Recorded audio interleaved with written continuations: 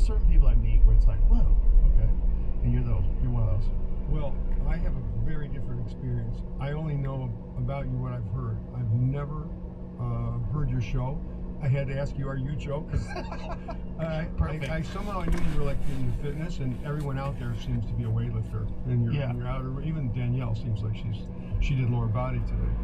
But it's nice to meet you. And people are all some people are very, very excited about the show. Well, you're an interesting. Other people are concerned for me. Oh, really? Sure. I Legitimately? don't know why. It's a weightlifting thing, because I have no predisposed, I have no premonitions. But when I walk in here and I see, I gotta look at that. What is that green? Oh, that's the local racetrack. That's the Circuit of the Americas where Formula One races. That's my friend's place, so he gave me that. Okay. I walked in, I saw all these Hunter Thompson things. I felt automatically like, okay, well, this guy can't be a complete disaster.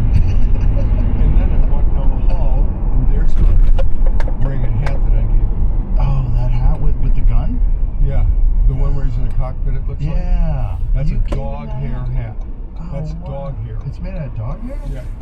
And he got such a kick out of it because when it rains on you or snows on you, like it would in Woody Creek, you come in the house and you smell like a wet dog. And he loved doing that to people. And people go, what in the hell? Like, my dog. That's the dog right there. Yeah. Oh, so are you filming this too? This is whatever you do? Yeah. Yeah, so, there he is. There's that dog head. It had big tie things. You could tie it under your chin. What year was this? This is, oh wow, look at that one. Lawyer's got some money. Jeez.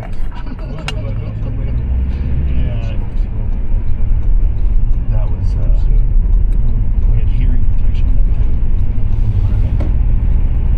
Well, no. We're all Really? Maybe. What, that one there? With the dog? Yeah. Yeah, that's probably, it was earlier.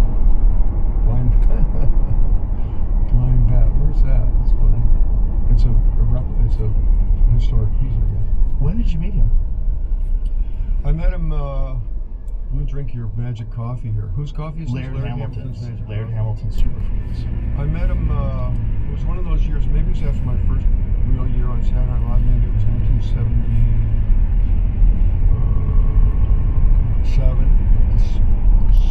summer of 77. I was asked by Lauren Michaels, producer of Saturday Night Live, if I had to go to, our season had ended, I'd gone to California. And he asked if I would drive his Volkswagen convertible back cross country for him. Yeah, sure. Well, a week or two later, it's like, where's my car? I'm like, give me a time to get there. So I visited people on the way, so I made some stops. I visited my friend John Thompson in Reno, biggest little city in the world, and we threw our cups out the roof and stuff like that. Had a really nice time there. And then I wanted to go to Aspen. I'd never been to Aspen before. And so I went to Aspen and stayed at the Jerome Hotel. I can talk like this because this show's endless. Right? Yeah. So, went to the Jerome Hotel, which was like the place to go back then. And it was off season, which is the best time of year to go to any all the tourists. There are police reported ahead. You're a shit. Yeah. So the Jerome Hotel, which would have been full of knucklehead skiers from anywhere, was only full of the people that worked the town, lived in the town. And they took over the bar. They took over the swimming pool, which was outside. So I was there, and it was just, I remember being there, and like, beautiful girls, and this really funny guy. And I didn't know who he was. And we just had the most fun, making girls laugh. That's kind of what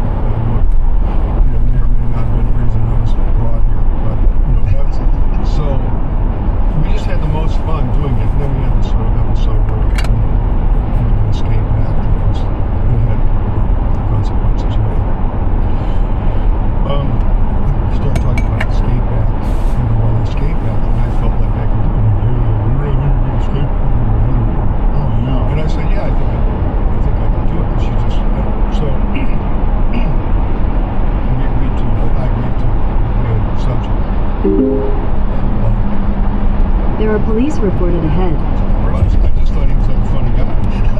So, and we were like showing off the girls and stuff and things like that. And it was fun. We were just having fun. So I was tied with socks to a lawn chair and lowered into the pool. But just before I went, I said, hey, just in case I want to take a breath while I'm untying my sock knots, I would move me over here to where it's like 6 feet. So if I have to stand up, take a breath and go back down and continue my tying. So I went in and, I was untying and the guy can tie some knots, even socks. So after a little bit, I thought earlier, I was like, maybe I'll just take a breath and go back down. Well, I stood up. Well, try it. Try and lash yourself to the chair and try and stand up. That's what? Well, I'm a little over 6 feet. But if you're tied to a chair, you don't get to fully extend your calves any more than that. So, tied to a chair, I'm only like 5. You couldn't get out. 5'8", something like that. And it was funny to see like that camera shot. I'm like, there are people up there and I can't reach them or speak to them. So, that's when I started to work more feverishly on the knots. And I kind of was going, hey, this is, I'm kind of leaning with my head that pushed me down to 5 feet instead of 6 feet. So, but he was strong enough, and because I was brand in the water, he just picked up the chair out of the water. So I lived through it.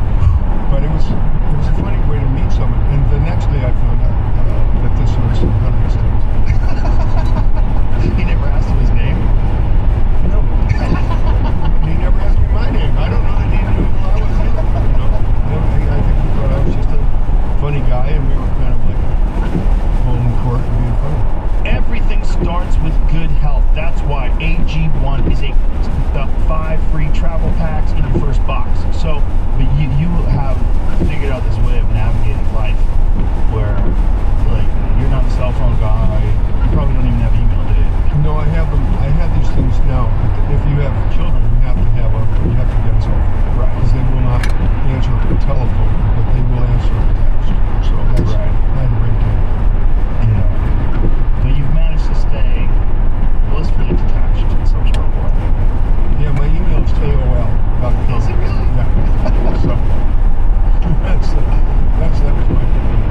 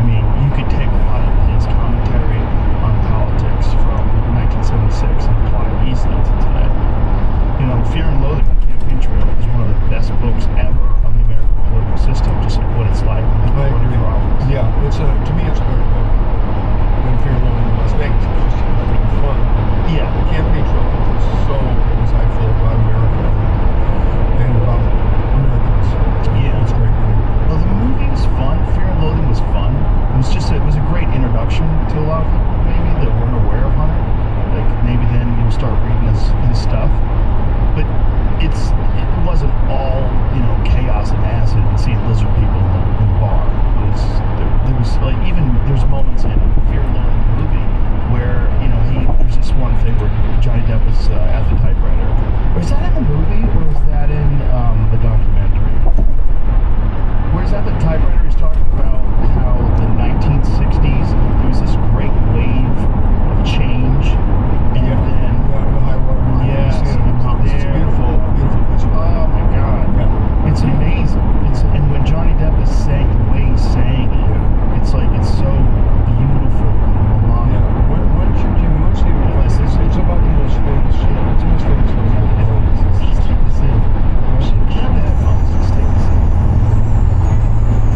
Strange memories of this nervous night in Las Vegas.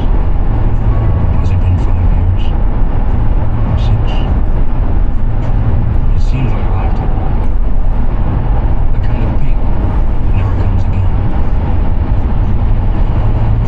San Francisco in the middle 60s was a very special time and place to be a part of. But no explanation.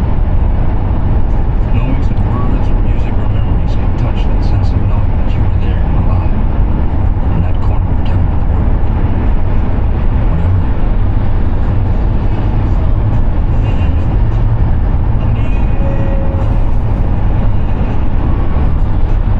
There was madness in any direction. At any hour. You could strike sparks anywhere. There was a fantastic universal sense that whatever we were doing was right. That we were winning.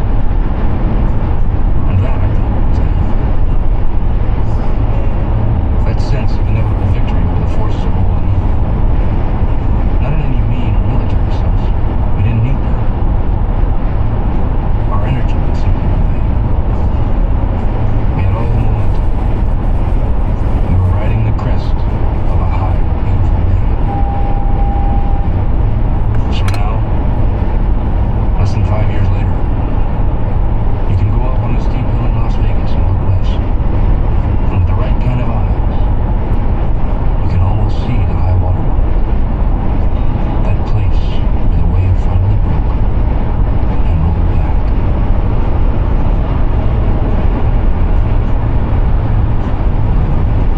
God damn, that is just an amazing piece of writing that so perfectly captured that very strange moment in time where the anti-war, the peace love movement just got drowned out by the music industry.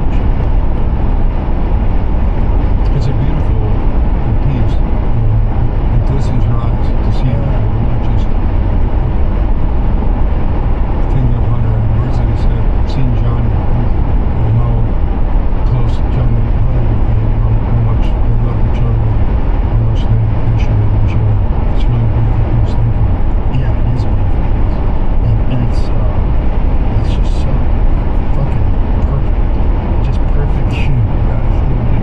Yeah, it just encapsulates that time, and it's just, thank God there's a guy like him to document it from that perspective, to give you this, like, insight, and that the way he did it with gonzo journalism, where he just would have real facts mixed in with fiction, you couldn't tell what was what, you had to be in on it to understand what he was doing.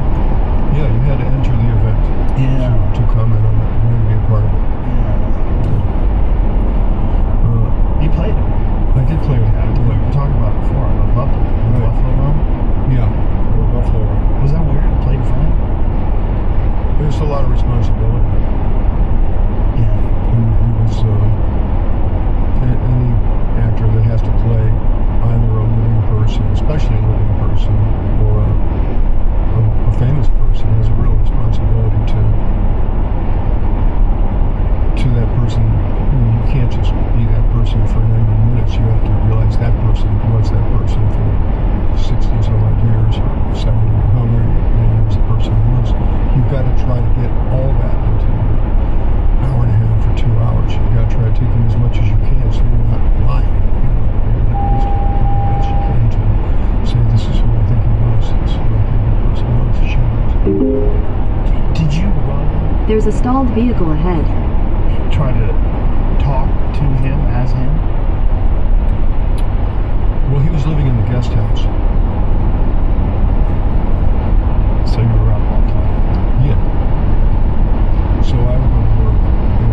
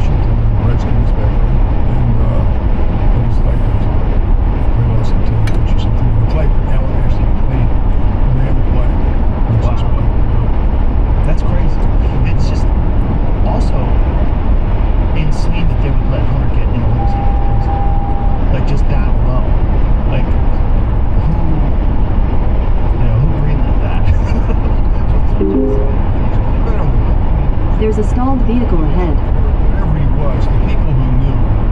And you know, the Secret Service guys, you ever run into them, they like reading people for a living. This is what they do, you know. They read people. And they can really burn a hole through your head and your body just looking at you. You know, they'll give you this one, you know, they'll just really burn you. And, you know, he'd been on the tour, on the road with them. They knew who he was. They knew who he was after hours. They knew who he was during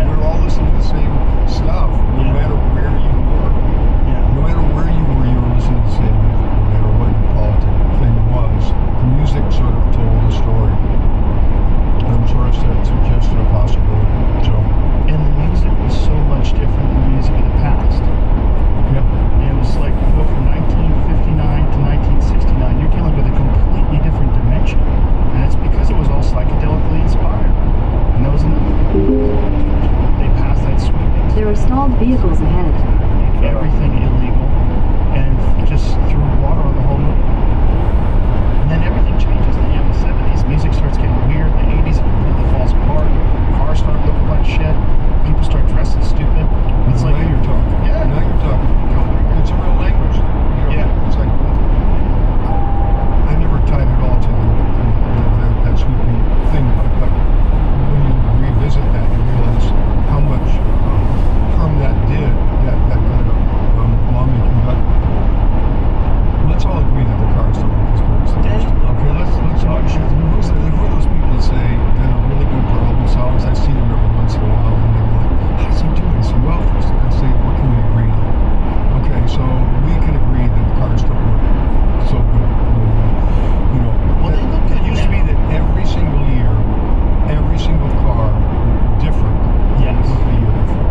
Yes. And that's mind-boggling nowadays to think about that. And even now with cars are made of plastic. Yeah, man, shit.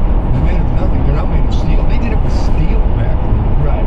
And now they're made with some sort of carbon something or other. And you would think they would be able to, like, I don't know what the 3D printer is, I have to confess. I have no idea. We actually talked about it I yesterday. have no idea what The biggest one's 4 feet long. The biggest one is 4 feet long? Yeah, that's what your mom said. They're not. So can you make... You can't make giant one of things. this? You can't make Not anything bigger really. than 4 feet. I don't think so. I mean, maybe there's some like Parts super an hour. I mean, if you have a car, Yeah. you know, a fender bender, there's like 7 parts in the place. Yeah. But that's also because they're better structurally to withstand impact. They have these layers and they're designed in a way that makes it safer for you. They're a lot safer. Not fucking. And the sound system. Yeah. New cars look great.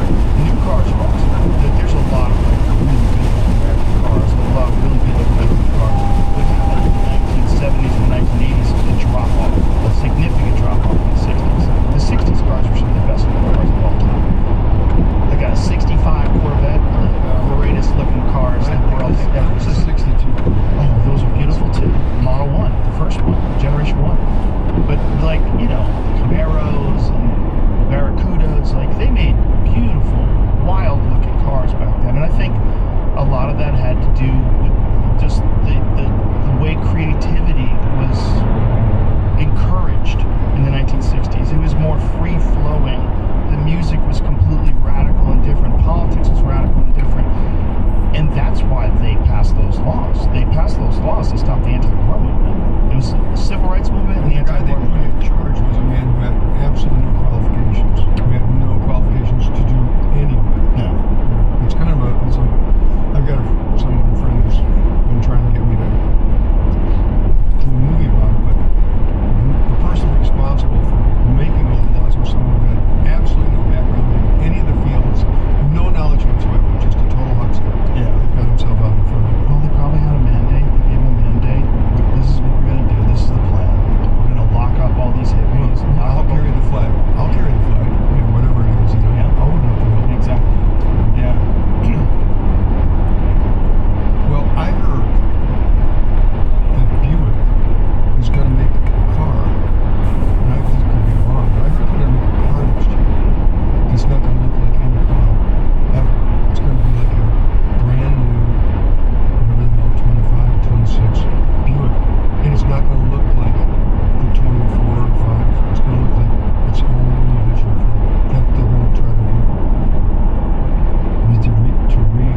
recommence the idea of making a new car every year. You didn't hear this? No, like a completely new kind of model. Yeah, like the idea that you would make a car that didn't look like like you can look at a car and go like, that's a Volvo, but that part of it looks like a Mercedes, that part of it looks like an Infiniti, that part of the car looks like, you know, a Toyota, that kind of, you know, it's like, you've heard probably the story about what's that car called, the Ford that's got a animal name?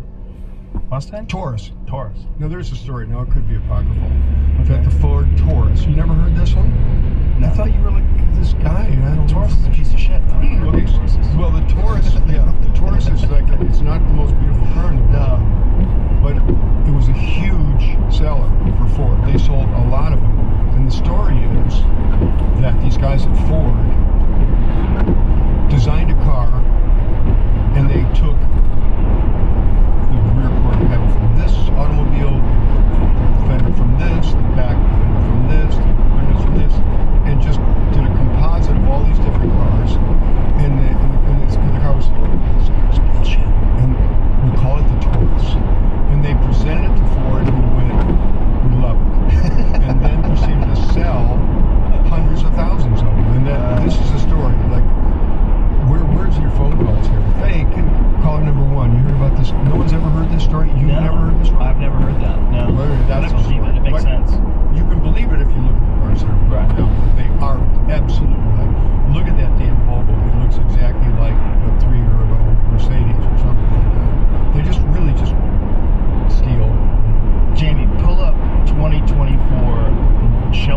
Mustang Super Snake.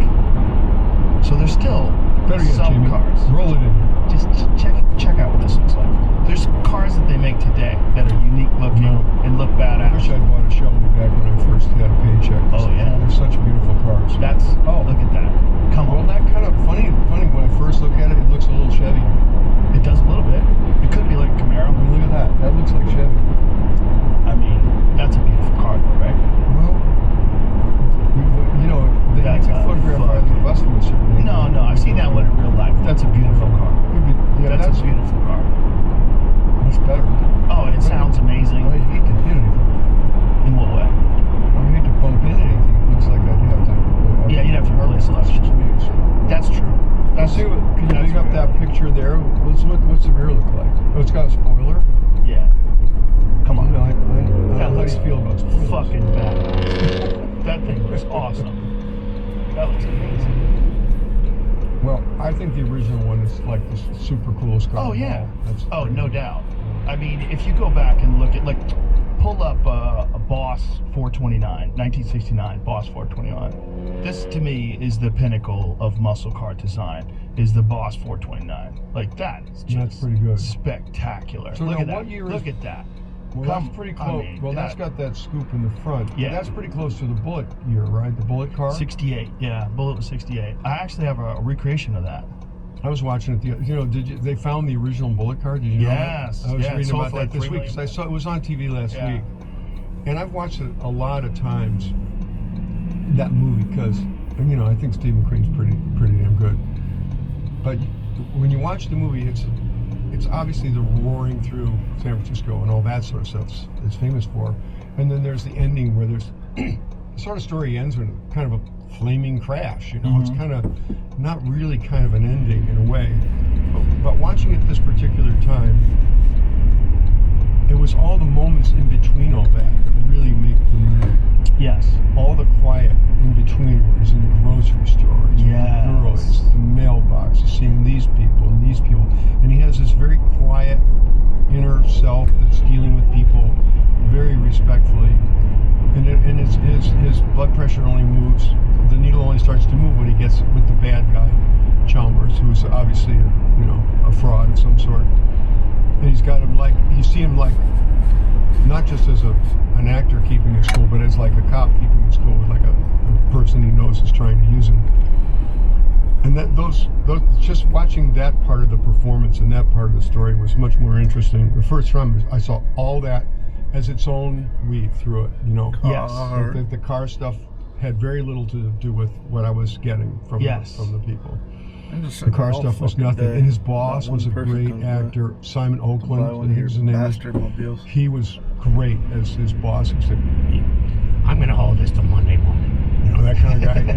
And there was some great acting in that. It's a really beautiful American movie like that. I'm so glad you brought that up because it's one of the things that I love about that movie and Le Mans, another great Steve McQueen movie, is that he had these moments, and you could do that in a movie back then, where no one was talking for minutes and minutes at a time. There's a lot of quiet in Bullet. A lot of quiet. Yes. Yeah. It's just you're taking in the story, but it's very compelling. And sometimes there's not even any music, right? And like in Le Mans, the whole first part of it, there's no talking at all for quite a while. It's just like you're getting the sounds and the feeling of being this race car driver, and he's driving his 911 down this country road. And it engrosses you in a different way. It pulls you into the story. Is that Bullet where he's writing? What movie is he driving like a dune buggy? Is that Bullet too? Or is that, no, that's the other one, the one in Boston. That's a pretty good movie too. Which one's that? Oh, come on, they remade it. Thomas Crown Affair. Yeah, and obviously he's having time. It's like, we shoot some stuff in a dune buggy, and they had like a whole day. Yeah, this. Yeah. And he's having a time. And meanwhile, he's got Faye Dunaway in there going, I hope that's Faye Dunaway anyway, roaring around, and he could really drive, right? He could really drive a car. Really drive. Like you could really flip one of these fucking things if you're driving like for him. sure. For sure. Yeah, he's going sideways. And she is She is having the time of her life. Look at that, spinning it out in the water. With a movie star who doesn't even have a seatbelt on, probably. No, they didn't have seatbelts back then. Jesus Christ. Well, she might have a seatbelt. She looks like she's broke. But that was cool. He was like the archetypal movie star. He was a movie star. Like that guy was a movie star. You know, there was something about him that was compelling. He lived his life in a sort of wild, renegade way and drove race cars, and he was a man's man. And when you saw him in a movie, you believed it. Well, I've been watching. I've come to be watching all the old cowboy shows on a satellite. I watch all the old cowboy shows, and Wanted Dead or Alive was always a super cool show. And I've been watching it just to see what the hell's he up to. Man, he is just. No one was getting away with that. No one was doing what he was doing, which was so small and so slight. He was really preparing himself to be a movie actor, you know, because his performance is so controlled. He's so in his skin, you know, and he's always got like a piece of business to do. He always had a piece of business to do, like something to do, like the way he